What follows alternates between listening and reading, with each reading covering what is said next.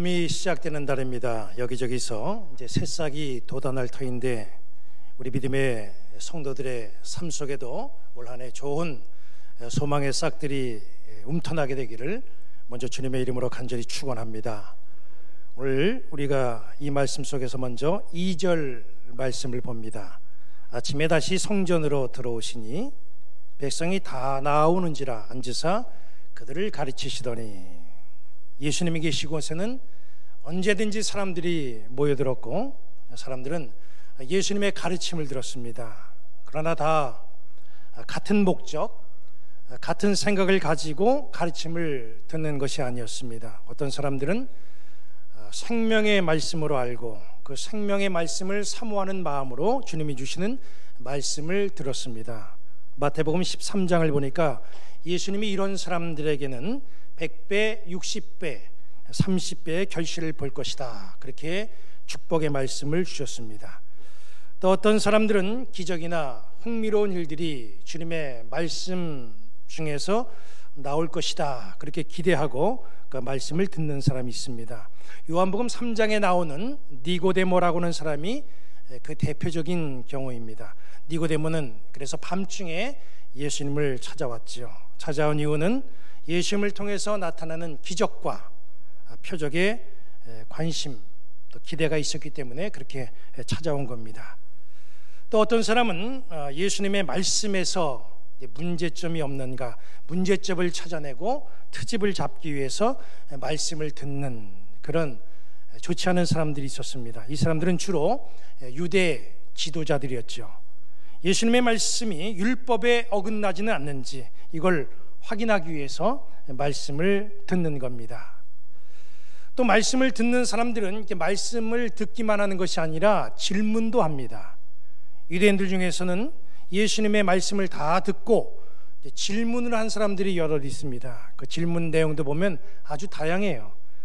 율법교사나 부자 청년은 어떻게 해야 영생을 얻을 수 있습니까? 하면서 영생에 대한 방법을 질문했지요. 교리적인 질문을 한 사람도 있습니다. 부활이 없다고 주장하는 이 사두개인들은 이런 질문을 했습니다. 이 세상에서 여러 번 재혼한 사람은 하늘나라에 가면 그 사람의 배우자가 누굽니까? 이런 질문도 했어요. 또 예수님을 정치적으로 곤경에 빠뜨리려고 하는 그런 질문도 있었습니다. 로마 황제에게 세금을 바치는 게 이게 옳은 겁니까? 틀린 겁니까? 여기에 대한 질문을 던지면서 로마의 반역자로 몰고 가려고도 그렇게 했습니다. 어떤 질문은 예수님이 율법을 잘 알고 계시는지 그런 질문이 있고, 또 어떤 질문은 예수님이 정말 하늘에서 온 메시아인가, 이걸 검증하기 위해서 내놨던 그런 질문도 있어요. 사람들은 이렇게 다양한 생각과 목적을 가지고 말씀을 듣기도 하고 또 질문도 하기 위해서 예수님 주변에 모여들었던 겁니다. 본문에도 보니까 예수님의 말씀을 듣기 위해서 지금 사람들이 몰려들었어요. 그런데 그 모인 사람들 중에는 예수님에게 질문을 하는 사람이 있습니다. 오늘 우리가 읽은 이 말씀은 유대 서기관들과 바리새인들이 예수님에게 질문을 하는 그 질문 내용입니다. 여기 3절부터, 본문 3절부터 5절에 있는 말씀을 봅니다. 서기관들과 바리새인들이 음행 중에 잡힌 여자를 끌고 와서 가운데 세우고 예수께 말하되 선생이여, 이 여자가 간음하다가 현장에서 잡혔나이다. 모세는 율법에 이러한 여자를 돌로 치라 명하였거니와 선생은 어떻게 말하겠나이까? 간음하다가 현장에서 잡힌 여인에 대한 예수님의 생각, 당신의 생각을 한번 말해보시오, 이런 거예요. 레위기 20장 10절에는 간음에 대한 처벌 규정이 나옵니다. 거기 말씀 보면 이렇게 되어 있어요. 누구든지 남의 아내와 간음하는 자, 곧 그의 이웃의 아내와 간음하는 자는 그 간부와 음부를 반드시 죽일지니라. 그러니까 간음은 사형입니다. 지금도 서남아시아 지역에는 이 법이 엄격하게 적용되고 있어요. 바리새인들과 서기관들이 말씀을 가르치는 예수님에게 지금 간음하다가 현장에서 잡힌 여자를 데리고 온 거예요. 그리고 묻는 겁니다. 율법에는 이런 여자를 돌로 치라고 했는데 선생은 어떻게 말할 겁니까? 율법에 죽이라고 했으면 그 죽이면 되는 거예요. 그런데 굳이 예수님에게 묻는 이유가 뭡니까? 우리는 이 간음한 여인에 대한 이야기, 그동안 많이 들어왔고 많이 읽었어요. 이 이야기는 너무나 잘 알고 있는 이야기입니다. 그래서 우리는 이 말씀을 읽을 때마다 자꾸 머릿속에 몇 가지 그림들이 그려져요. 그 그림의 첫째가 뭐냐면 질문을 받으신 예수님이 땅에 글을 쓰신 문제입니다. 예수님이 글을 쓰셨다고 하는 것은 말씀을 다 통틀어서 봐도 여기밖에 없어요.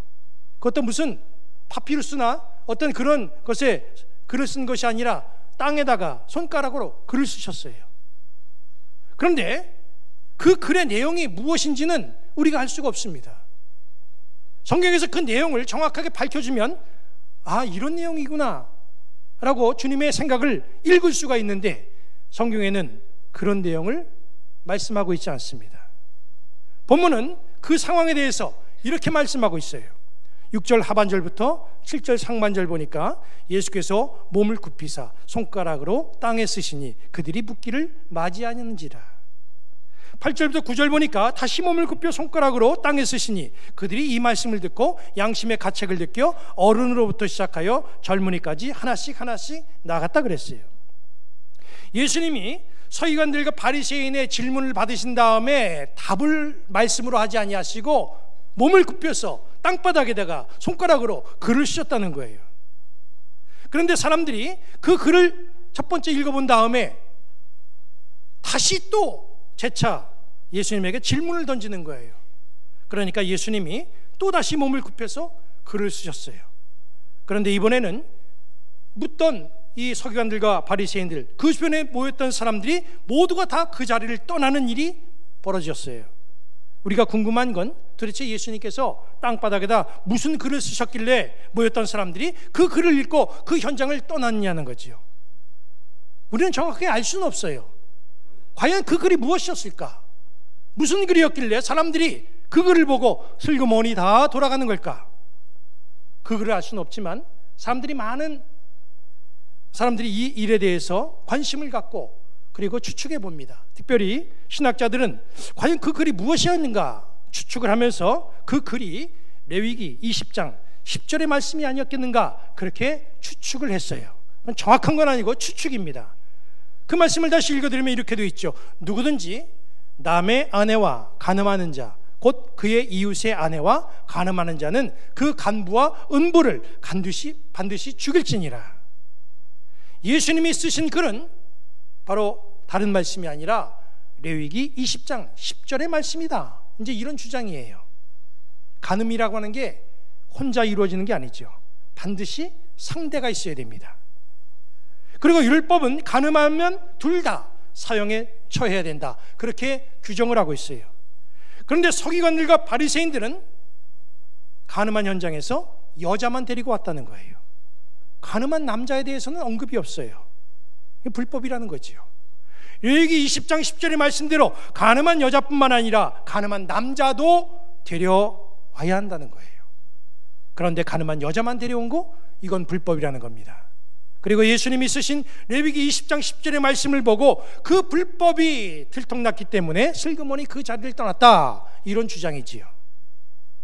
예수님이 땅에 쓰신 그 글의 내용이 어떤 것인지는 우리가 정확하게 알 수는 없습니다. 그러나 우리는 이 말씀을 읽을 때마다 바리새인들과 서기관들의 질문에 대해서 아주 의연하게 대처하신 그 예수님의 행동, 이 예수님의 멋진 모습이 우리 머릿속에 그려지게 되고 또 그 지혜에 우리는 감탄을 하게 됩니다. 두 번째로 우리가 이 말씀을 대할 때에 우리 머릿속에 그려지는 대목이 뭐냐면 죄 없는 자가 돌로 치라라고 하는 그런 예수님의 말씀이지요. 이 말씀은 너무나 유명한 말씀이에요. 이 말씀은 오늘날까지도 명언이 되어서 우리 믿는 사람뿐만 아니라 예수 믿지 않는 세상 사람들도 종종 이 말을 인용을 합니다. 그런데 아이러니하게도 이 말씀이 범법자들을 방어해주는 위로의 말씀으로 자꾸 이용되고 있어요. 죄를 짓거나 문제를 일으키면 빨리 회개하고 반성하고 자중하는 마음이 있어야 되잖아요. 그런데 어떻게 된 게 죄 지은 사람이 이 말씀을 들먹거리면서 자기를 방어하는 수단으로 쓰는 거예요. 성경을 보라 이거예요. 죄 없는 자가 돌로 치라고 말씀하지 않았느냐? 털어서 먼지 안 나는 사람 어딨냐? 오히려 큰 소리를 치고 있는 형편이에요. 세상은 말씀을 그렇게 이용할 수 있다고 해도 우리는 주님께서 하신 이 말씀이 서기관들과 바리새인들의 마음을 탁 찔렀다고 하는 그 사실에 대해서 우리는 통쾌하고 거기에 대해서 깊은 인상을 받습니다. 세 번째로 이 말씀 속에서 그려지는 대목이 뭐냐면요, 가늠한 여인을 용서하신 우리 예수님의 마음 아니겠어요? 본문 11절 말씀을 보니까 예수께서 이르시되 나도 너를 정죄하지 아니하노니 가서 다시는 죄를 범하지 말라 하시니라.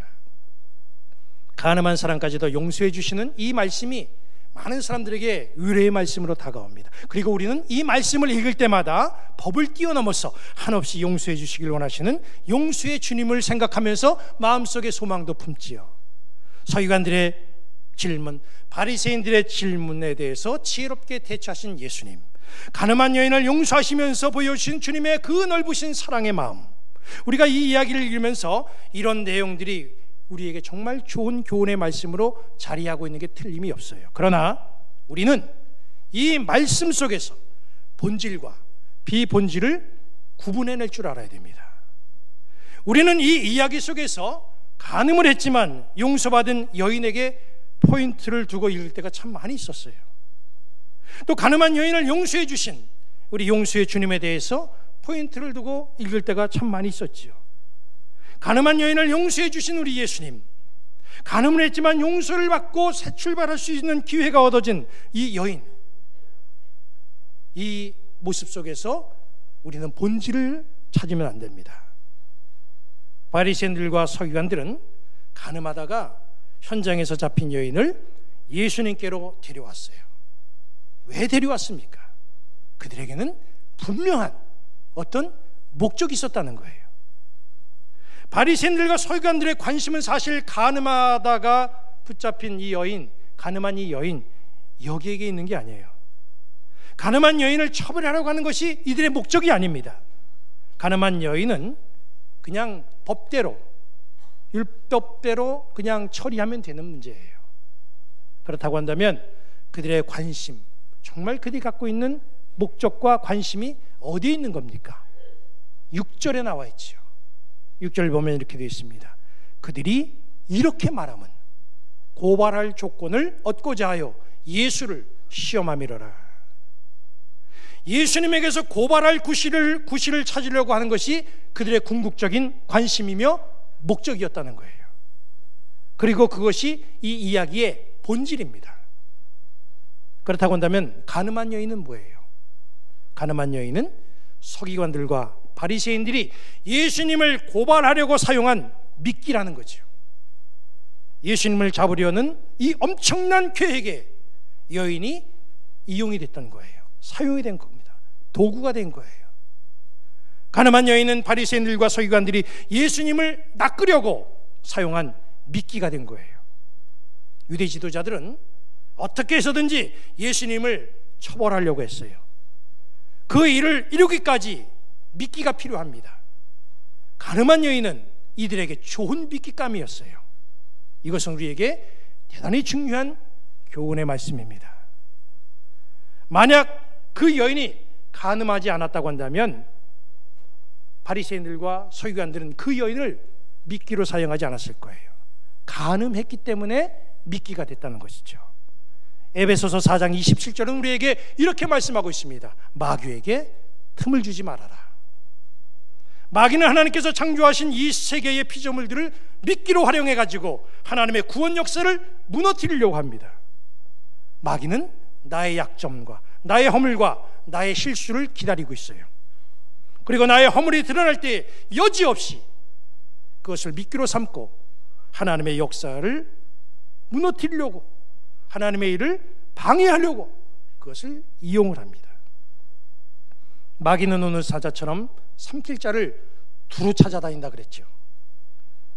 미끼가 될 만한 자를 두루 찾아다니면서 살펴본다는 거예요. 그러다가 틈새를 발견하면 영락없이 그 미끼로 사용하는 겁니다. 가룟 유다가 그 본보기였어요. 가룟 유다는 예수님의 12제자 가운데 포함되는 엄청난 영광을 누렸지요. 정말 대단한 존재입니다. 그런 그가 마귀에게 미끼로 사용됐습니다. 틈새를 보였다는 거죠. 요한복음 12장 3절부터 6절을 봅니다.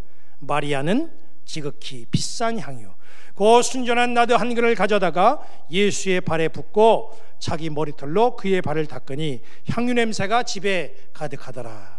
제자 중 하나로서 예수를 잡아줄 가룟 유다가 말하되 이 향유를 어찌하여 300데나리온에 팔아 가난한 자들에게 주지 아니하였느냐 하니 이렇게 말함은 가난한 자들을 생각함이 아니요 그는 도둑이라. 돈깨를 맞고 거기 넣는 것을 훔쳐감이라라. 가룟 유다는 어떤 공동체, 예수 공동체의 재정을 담당하는 사람이었어요. 어느 날 마리아라고 하는 여인이 300데나리온 가치의 향유를 예수님 발 앞에 붓습니다. 그 모습을 바라본 가룟 유다가 통탄을 하는 거예요. 그의 말에 의하면 저 향유를 팔아가지고 돈으로 바꾸어서 그 돈 가지고 가난한 사람을 나눠주는 게 훨씬 더 좋을 게 아니겠느냐, 이런 얘기를 하지요. 그런데 여기 말씀 보니까 실제 속내는 아주 무서운 생각을 가졌다는 거예요. 향유를 팔면 돈이 들어오잖아요. 그러면 그 돈은 자기가 관리하게 되는데 그 판 돈에서 자기가 일부를 가지려고 했다, 이제 그런 뜻이잖아요. 우리가 모임에서 회비를 걷는데 회계를 맡은 사람이 정기적으로 걷는 회비 중에서 항상 걷을 때마다 일정한 부분을 띄어가지고 자기가 몰래 자기 주머니에다 집어넣는다고 생각해봐요. 이거 엄청나게 잘못된 거잖아요. 가룟 유다가 그런 사람이었다는 거예요. 마귀는 그리고 그런 가룟 유다에게 틈새를 보고 미끼로 사용했다는 거지요. 오늘도 여전히 마귀는 미끼로 사용할 사람을 찾아 나섭니다. 많은 신앙인들이 하나님과 나 사이에 마귀가 항상 틈새를 노리고 있다는 사실을 인식하지 않고 세상을 살아가고 있어요. 마귀는 우리가 함부로 쏟아내는 말 속에서도 미끼를 찾습니다. 우리의 행동 하나하나 속에서도 미끼가 될 만한 것이 없나 유심히 살펴봅니다. 매일매일을 살면서 나는 마귀의 미끼가 될 만한 말과 행동이 없는지 우리의 모습을 돌아봐야 된다는 거죠. 이것을 돌아보는 시간이 바로 기도 시간이에요. 그래서 우리는 반드시 기도를 해야 된다는 거예요. 세상에서 가장 불행한 사람은 마귀의 미끼로 살아가는 사람입니다. 우리가 깨어 기도하지 않으면 마귀는 우리가 가진 직분, 직책을 미끼로 사용할 수도 있어요. 우리는 이 말씀을 대할 때마다 용서받은 가늠한 여인, 용서해 주신 주님의 사랑, 자꾸 여기에만 포인트를 둘 때가 있지요.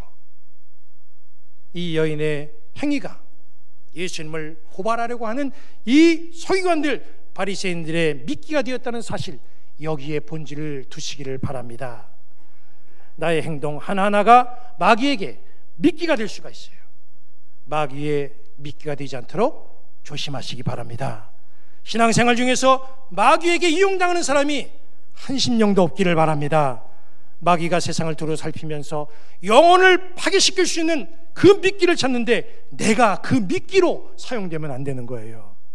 마귀가 나를 볼 때 이건 전혀 미끼로 사용할 수 없는, 마귀가 포기하는 그런 영적인 사람들이 되시기를 바랍니다. 이 한 주간도 우리가 세상을 살아갈 터인데, 이 한 주간 세상을 살아가면서 하나님의 역사를 무너뜨리려고 끝없이 미끼를 찾아 나서고 그 미끼를 이용해서 영혼을 낚으려고 하는 그 마귀의 미끼가 되지 않도록 늘 내 자신을 돌아보고 신앙을 점검하며 살아가는 여러분들의 귀한 영적인 삶의 모습이 되시기를 우리 주님의 이름으로 간절히 축원합니다.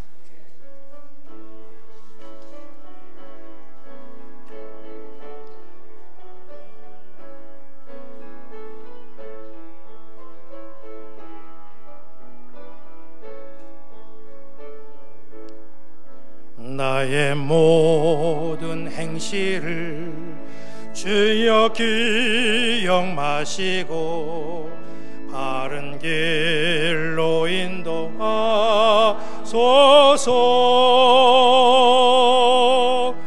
기쁠 때나 슬플 때 나와 동행하시며 밤낮으로 인도하소서.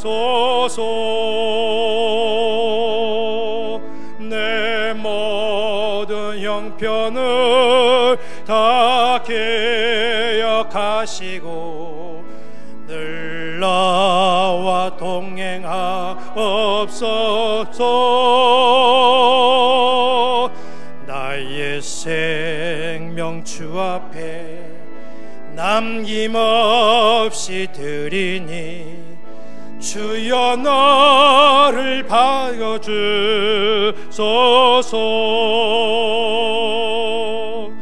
나의 모든 실수를 주여 용서하시고 바른 길로 인도하소서.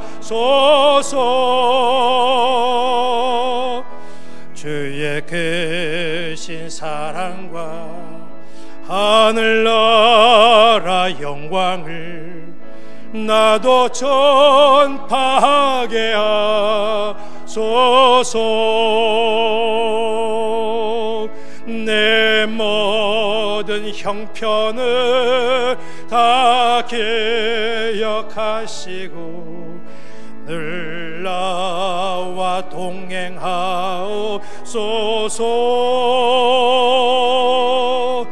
나의 생명 주 앞에 남김없이 드리니 주여 너를 지켜주소서.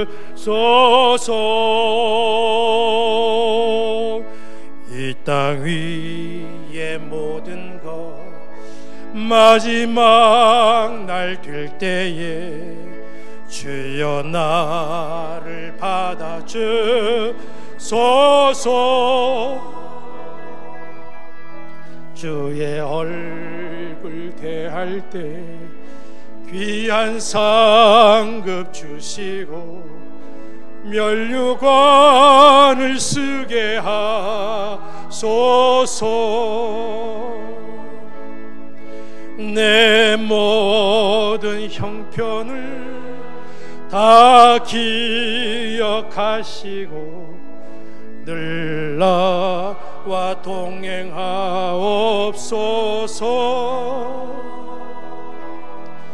나의 생명 주 앞에 남김없이 드리니 주여 나를 지켜주소서.